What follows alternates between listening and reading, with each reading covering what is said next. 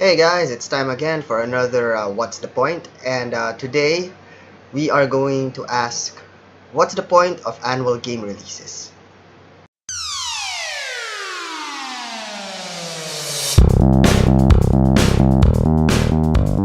Alright, now let me clarify. When I say annual game releases, what I am actually talking about is franchises that have turned their business model towards releasing one new game for their franchise.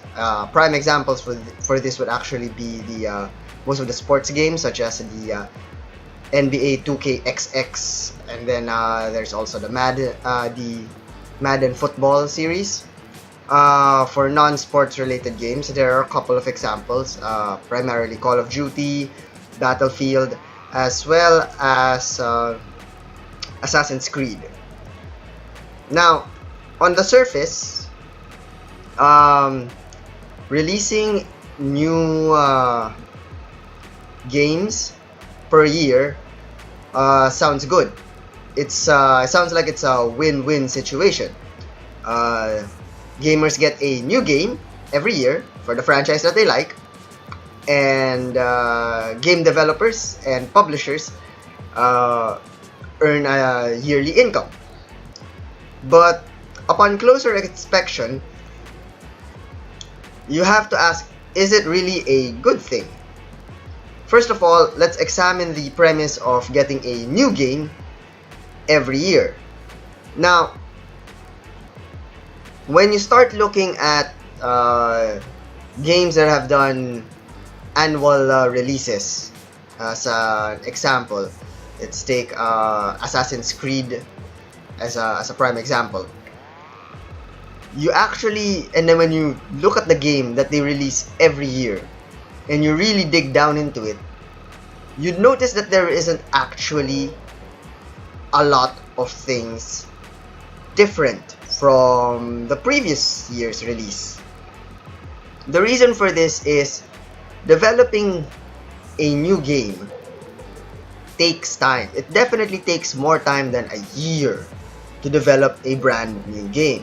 So often what happens is these developers would take their previous game and then just tweak it up a little. Now, this isn't bad per se, but what I don't necessarily agree with is most of the time when they do this, they then release this slightly tweaked up game with new models, new graphics, so on and so forth, new textures and all of that, new sounds, all of that, and then they try to sell it off as a brand new game, charging the same price as a brand new game.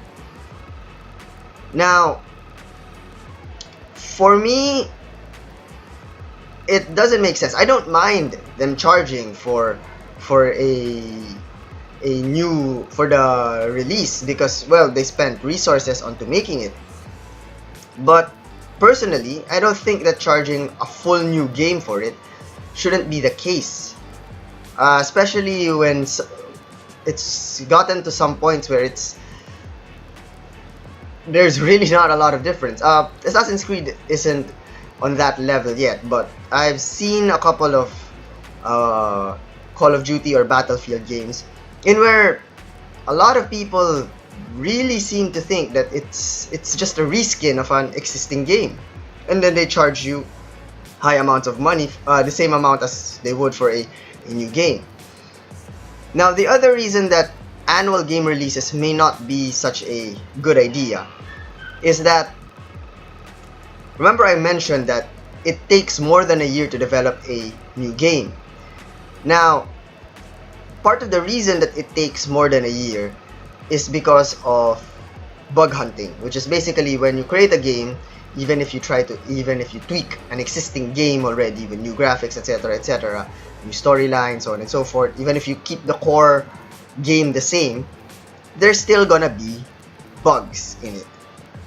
And that's actually what's been happening. Assassin's Creed is and again, another prime example. Every year that there's a new Assassin's Creed that comes out, most of the time there's a ton of bugs that are released with the game. Glitches, bugs, Some of them minor, some of them game breaking. So yeah, it might not be such a good idea to release annual games. So again, what's the point of releasing annual games if you're not going to be able to release extremely polished games? Personally, I'd prefer it if these companies would release a new game every other year, or if they're gonna do basically almost a reskin of their game, then they should just release DLCs or expansions for their game, and then charge appropriately for it. Again, that's my opinion mainly. So yeah, for this video, that's it. That's all I've got right now. Thanks for watching, guys. If you like the video, please hit the like button. Subscribe if you'd want to see more. We do What's the Point every Friday, released at around 11 a.m. Philippine time. And yeah, thanks for watching again. See you next week.